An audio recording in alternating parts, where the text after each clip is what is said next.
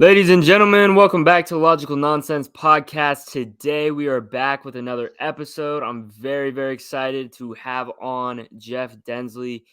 Jeff is a triathlete as well as a triathlon coach. He's just started his own small business as a triathlete coach. Wanted to have him on, talk about definitely a different side of sports that doesn't get enough recognition, in my opinion. It's a very hard sport, and I thought it'd be interesting to have him on. So, Jeff, how are you today? Doing pretty well. Good to hear. Good to hear. Let's start out with kind of your background, who you are, and yeah. So I started out in this whole triathlon thing just as an age group competitor. Before coming into triathlon, I was an endurance runner from high school through college. And then shortly after I decided that I wanted to do triathlon, I thought, what are some different ways that I can kind of give back to the sport? I've been doing triathlon since 2006, and I've just really been wanting to find a different way to be able to kind of give back to the sport. And so I entered into coaching. I got a certification from the USAT, qualified for the 70.3 World Championship several times, as well as the USAT National Championships. And I've just got this experience that I really want to impart on a lot of beginner triathletes, advanced triathletes, and even the old timers out there that know everything. So it's just a way that I really want to give back to the triathlon community because it's really given a lot to me. Absolutely. No, that's super, super cool.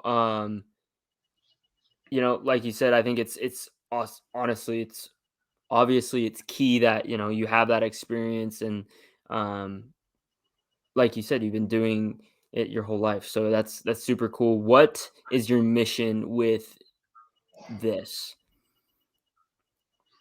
I think the main mission, and it's pretty simple. I mean, I really just want to be able to take the athletes that I have.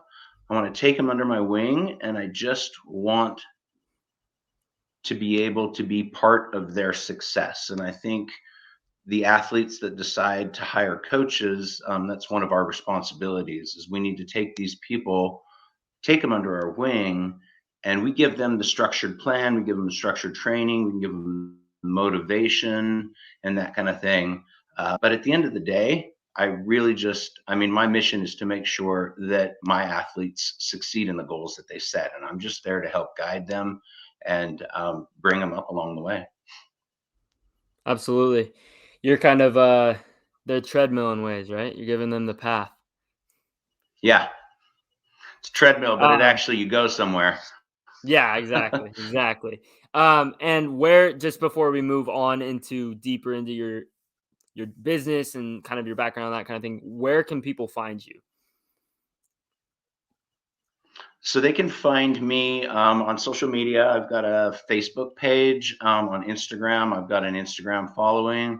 I'm going to be starting up a YouTube channel, and I do have a website as well. So ignitemultisport.com is the website, and Ignite Multisport is the taglines on Instagram and Facebook. All right, make sure to go check him out. What intrigues you most about coaching? What intrigues me most? Yeah. I think that the biggest thing that intrigues me about coaching is that it allows me to be able to marry up the experience and the knowledge that I've gained throughout the years that I've been doing triathlon, and it allows me to be able to impart that experience and knowledge onto other athletes who have the same amount of passion and the same amount of desire to do things that I've been able to do. So I'm trying to help them by making their learning curve a little bit shorter, Mm-hmm. and so that they can go through this with making fewer mistakes and that kind of thing. So Yeah, our coaches, I mean, not everyone knows about this culture with triathlons and that kind of thing. Are coaches a common thing in triathlons? Have you had a coach? yeah, throughout my you'd call it my triathlon career. I've had a couple of coaches. Um, I started out doing it just trying to find a plan online, and then I'd download it and I'd do it. And um, there's definitely something about being able to have a coach that kind of gives everybody an extra edge. And I think that um, it's becoming a little bit more common just because, everybody's competitive when they get into a sport. Yep. And you can only go so far by just getting out there and doing it yourself. Your coach is really important in that aspect when you get to certain points, or if you want to achieve certain things very specifically in the triathlon world. Your coach should be there to be able to really help you hone in on the types of things that might be opportunities for improvement, and really increasing your strengths. I mean, you can go out and do this by yourself, but if you just go out and just work out whenever you want to and do whatever you want to, I mean, that's going to provide you with a pretty healthy lifestyle, but it's probably not going to get you where you want to at the end of your season when you're looking at the goals that you wanted to achieve. Yeah, it sounds like the coach is the one that holds you kind of accountable, the one that pushes you towards those goals, can help you, look outside the box, give you a different perspective. Um, would you say Yeah, like having a coach is kind of a competitive advantage? it definitely can be a competitive advantage. I think that there's some things that need to be considered when you're hiring a coach. I mean, you can't just say, well, Joe Smith, he's had really good success with this coach, so I'm going to go and hire him as a coach. There's got to be a really the chemistry between the athlete and the coach has to be there. Yeah. The coaches have to communicate with the athlete. The athlete has to be able to receive feedback from the coach, Mhm. and it's just got to be a really positive give and take relationship between the coach and the athlete. Otherwise, the coach can coach this person all day long and they can be doing these trainings, but they're going to be missing out on some vital types of pieces that really need to be put in place for the foundation of that athlete. Yeah. So just like any other sport, a team's not going to work if their coach doesn't have good chemistry with their players. And it sounds like it's the same thing. It's same, you know, um, same appliance, I guess you could put it here, because I think a lot of times, people think about running, they think about, triathlons, and they just think, well, I can just do that on my own. But, I think if you want to, go further, if you want to take it seriously as a sport, like, I definitely think you should consider it the same as you would any other sport. You have a coach in wrestling, you have a coach in football, you have a coach in baseball, just like any other sport. Sure.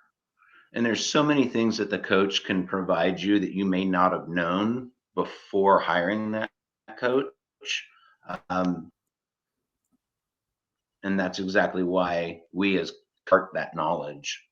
Um, I mean, we do everything from, swim workouts, bike workouts, run workouts, but then we also have to look at like how the people are transitioning when they get out of the water and they get on their bike, how they get off their bike and onto the run. There's general nutrition that we also go over. Mhm. There's race day preparation, which includes like your race paces. It also includes like things about like what are you going to do for nutrition during your race, that type of thing. And these are really specific things that a lot of good coaches have in their tool belt to be able to impart back to those athletes. All right. Let's move on to our next question. Why should people get a coach Okay, for triathlon? We kind of discussed this a little bit, but why should people get a coach for sure. a triathlon, and why should they choose you? Okay. Well, I think we can probably go over like why people need coaches to begin with. We can hone in a little bit more on that. I think one of the obvious reasons for people that have been doing triathlon without a coach and maybe even without a plan, that coach is going to give you some structured training plans. Um, And as I said before, a lot of athletes can go out and they just work out and they just do what they want to do whenever they want to do it. And I said, that does create a good, healthy lifestyle, but it's really not the best way to become a better athlete. I think that good coaches will provide that structure, and that good structure leads to consistency, and that consistency then leads to better performance. Plus, if I you got like a that. structured Yeah. plan and your coach is writing it for you and taking care of all of that stuff for you, that athlete then doesn't have to worry about those details. They literally just need to worry about completing the workout and that type of thing. So Yeah, so you guys are kind of making it not brainless, but in a sense kind of putting you're kind of putting the foundation for them. You are really yeah, just allowing them to succeed because you're doing all of kind of the background work for them. They can really just focus on themselves and making themselves better. They don't have to worry about, okay, why isn't this working? Why are they doing? You're doing that for them. exactly. So that's And awesome. another aspect of why you should hire a coach and that kind of thing, um, it allows the athlete to be able to focus their energies on their workouts. Yeah. Um, these cookie cutter plans that are out there that people can download, that don't really have any coach assistance, doesn't really give that athlete the ability to be able to move things around within that Yeah. plan. So, like, Hmm. if you've got some life event that might come up, that plan doesn't know that, and there's nobody that athlete can tell to say, hey, I need to like cancel that swim or move this swim, this, that, and the other, Hmm. but when you've got a coach, that coach is the one that's going to be moving those things around, to take care and make sure that everything is balanced. I mean, I'm not coaching any professional triathletes. Yeah.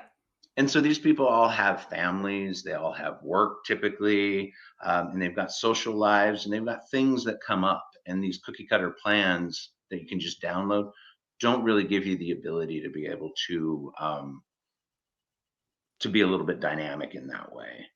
So when you hire a coach, it gives your athletes that ability to be able to focus on their workouts. You don't have to stress about whether or not they're doing the right thing at the right time, or they don't have to worry about like, oh, my aunt Susie needs my help today, so I need to move some workouts around. um, they just miss those workouts if they were just on a non-structured plan. Whereas when you're dealing with a coach, the coach can move those things around, and that coach has that human interference basically that can say, oh, Yeah. I get it, okay, so you need to step out for a second to do this, that, or the other, because again, triathlon is meant to be fun, and we all do it for fun, and we're all super competitive, and we really want to get the best out of ourselves, but sometimes life gets in the way. Yeah. Yep. So Absolutely. And I think having somebody that can kind of cater to your needs, and like you said, family stuff happens. And yeah, I think having that person who can be personable and understand that and then know that and still get you to succeed is super key. So that's super sure, cool that, that's something that I think is in your priority, that you can be flexible with them, that you can cater to what their goals and what their needs are. Um, because life happens. So, right. uh, definitely cool. And going in further on why you should have a coach, why should they specifically pick Jeff Densley?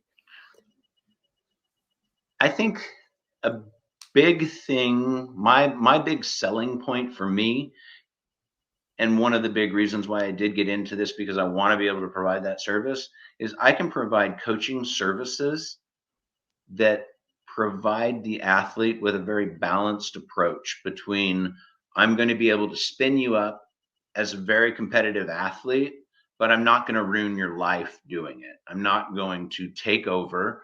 Hmm. It's not like you're going to get on there and every workout is hell or high water, and if you don't do it, you're going to fail, and that kind of stuff. I totally believe in rest and recovery days. I totally believe in the whole balance of being able to provide my athletes with a very balanced approach between being able to um, still have a work life, still have a family life, still have a social life, and still be able to do triathlon. And at the end of the day, when they hit their race and they perform, that they're going to be happy with their performance, and they're going to have a family there that's going to be able to support them too.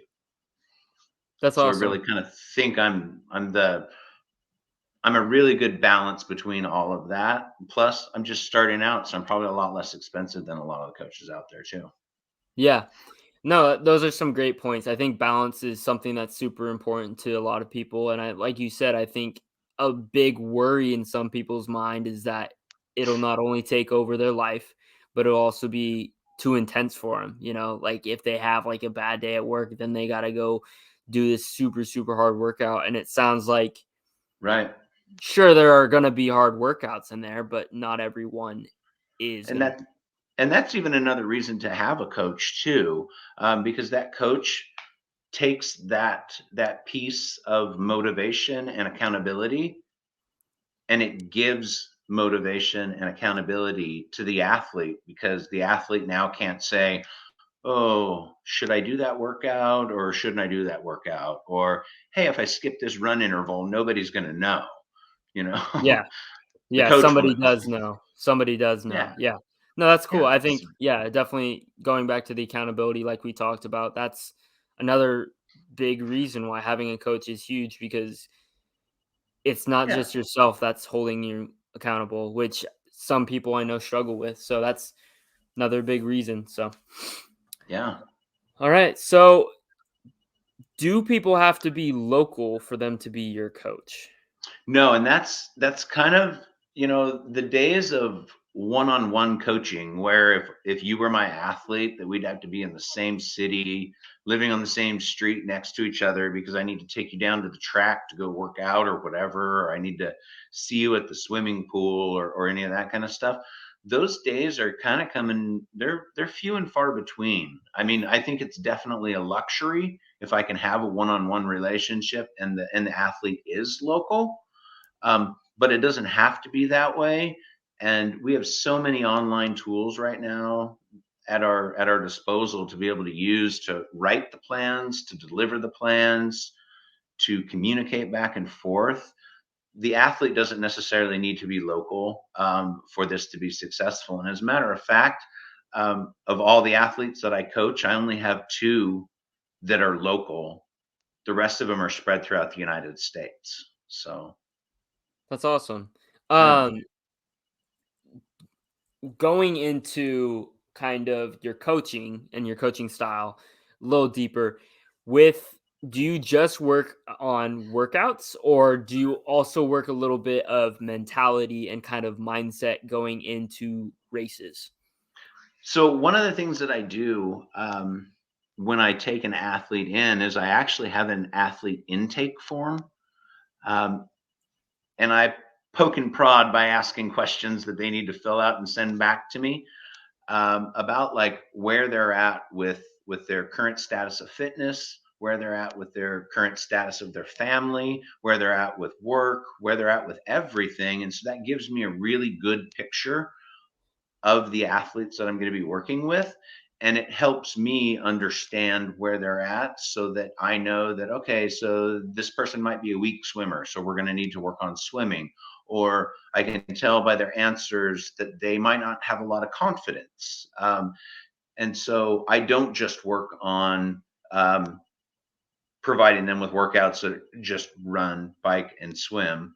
I have, things that I can help them with mental preparation, with mental confidence, with the emotional side of the sport. The next question I have for you, as a past, triathlete, you've obviously gone through some of these mental, barriers. And we've kind of talked before about how hard, sometimes it can be during like an Ironman or just a triathlon in general, how mentally hard it can be. What was like the hardest time in an Ironman that you've had to go through? I think the hardest time in most Ironman And if we're talking about full Ironman, the hardest time I think with most athletes is the run. And the Really? reason that I say that is because you've already swam your 2.4 miles. You've already had your panic attack in the water. You Yeah. you get on the bike and you just churn away at the bike, and sometimes you lose focus on the bike, and you've spent so much physical and mental energy on the bike just to get through the 112 miles that we bike. Then by the time we get to the run, now we're facing a marathon, and I think that that is probably the most taxing piece Yeah. of the full Ironman is the run. Um, is there a specific Ironman that you went to that you felt like was the hardest for you? Um, each of the Ironman are actually they've been very different. I can say that there's been Ironman, and I can pick out pieces from some of the races that I've done that maybe the swim was really difficult in this one, or the Yeah. bike was really difficult. You know, like when I Mhm. did Yeah. Sacramento, the bike the year that I did it was really difficult because it had a headwind going both directions. No matter where you're at, there was a headwind. Yeah. You know, and it was significant. It slowed everybody down. I mean, there were people, it was a 2 lap course, and there were people that were dropping on the second lap asking where the exit was, you know? Yeah. Um, and that's just, I mean, it, you train a lot for these things, and nobody wants to be that person that's going to be like, hey, where is the exit? Because this is just kicking my ass. Yeah. You know, Sacramento was one of those types of races where the year that we did it, the ride was really significantly more challenging than it should have been because of the wind. But we all have to prepare for that, and it's not like I wasn't riding in the wind and everybody else was. We all have the same environmental conditions. So Yeah. No, it's interesting because I think, we can do as much training and coaching and mentally prepping and stuff like that, but I do wonder sometimes, and obviously this. I don't know this, but is there a point where it's kind of like, you know, you can do as much training as you want, you can try to, think you're prepared, whatever, but you really don't know until you're out there? yeah, I think that that's a question that you're asking yourself Yeah. almost the entire duration of the race. I mean, there's been times where I'll get into the swim and I will just be, you know, not even to the first buoy yet, and I'm sitting here in the water thinking like, what am I? Why am I here? What am I doing? Yeah. um, you know, and then you just end up finding a rhythm for the swim, and you just end up just churning away at it, and then before you know it, it's done. Um, and I think, like I said previously, I think your mind tends to wander quite a bit when you're cycling, because even though you might be going, you know, with really high watts and you might be really pushing your power and that kind of thing, your mind tends to wander because for the most part, even if you're cycling hard, it's more of your mind is a little bit more relaxed, if I could say Yeah. that. I mean, Yeah. your It's kind body's of like a not, but your repetitive mind has the process. ability to be able to like look at scenery and be like, oh, that's you know, a Yeah. pretty little shoreline or whatever, or Yeah. like counting the pebbles on the road, as you're Yeah. flying by them and that kind of thing. But Yeah. Yeah. yeah. Absolutely. All right. Well, with that being said, who do you idolize as athletes? So this was a this there's so many athletes out there. Um, I mean, everybody that's in the triathlon community probably knows, the name Lucy Charles Barkley. And she's kind of a given if you wanted to have somebody that was just like kind of like one of the greatest of all time type triathletes. But I'm not going to go with her because I think everybody would. Um, I'm going to go with somebody that I have followed for quite a long time, and he has an amazing story. His name is Lionel Sanders. He's and I'm selling his story short here, um, because there's way more to his story than this. But in a nutshell, he's always been into sports and fitness activities and that kind of stuff. He was really good at them when he was growing up, but by the time he got to high school, he kind of got sidetracked with a lot of things. And he literally like hit rock bottom with everything. Um, and he was able to be able to pull himself out of that rock bottom state. And he's one of the best triathletes in the world. He's a professional triathlete, and he just always tests his limits, and he's super real about everything. He's very, very like an open book. Like if he gets disqualified in a race, he doesn't, it's not a, it's a big deal, obviously, but he doesn't point fingers and blame others for that type of thing. Even if he doesn't agree with that call, he just takes it and he moves on, he learns from it, and he just continues to build himself up even bigger than he was before. So I really Yeah. appreciate that kind of that mindset with him. And he just he never gives up, and he's just super real. The other one that's kind of almost on the other side of the fence with how athletes are, is another professional triathlete, and his name is Andy Potts, and he is such a charismatic person. He's just a great human, and he came from the swimming side of the fence. He was a former Olympic swimmer, and decided to start doing triathlon. And I think within the first 2 years, I believe he won the world championships. But he's just very, very consistent, very methodical. And I've done a couple of race camps with Andy Potts Racing, and he's just like one of the nicest guys on the circuit. And I just love it when I see him. He's always got a smile on his face, and he's just super motivating, super encouraging, and everybody that meets him, I think just they love him. Yeah. Is there anything from these athletes that you have kind of learned or taken from and try to apply in your coaching? Well, I think with Lionel Sanders, just knowing his story and how difficult it was for him to be able to pick the pieces up that he had and become who he is now, um, it kind of makes you realize that the struggles that we might be having in our own lives and that kind of thing, um, that that we can still achieve those goals. Yeah. And so he Mhm. that's something that I've really taken from him.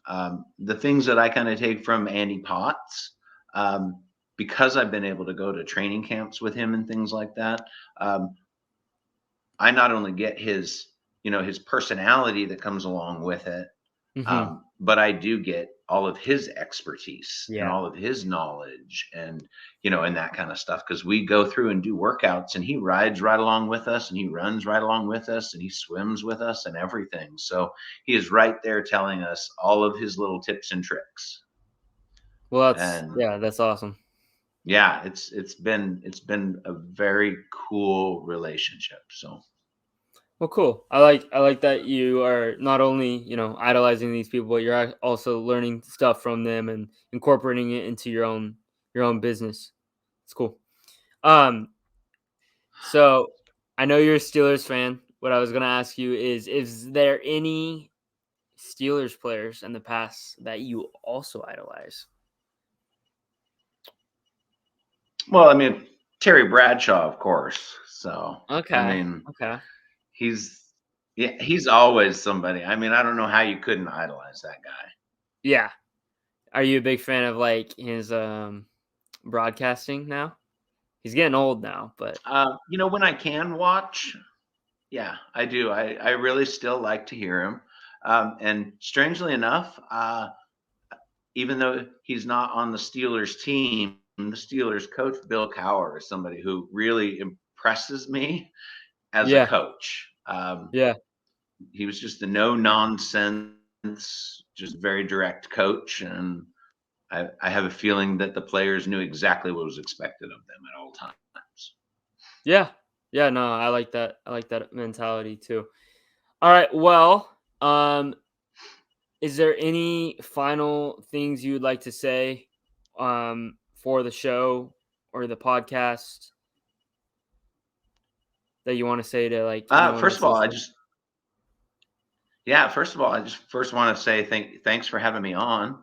Um, I think that if anybody is looking for a coach out there for triathlon or just endurance and events in general, I think you should definitely check my services out.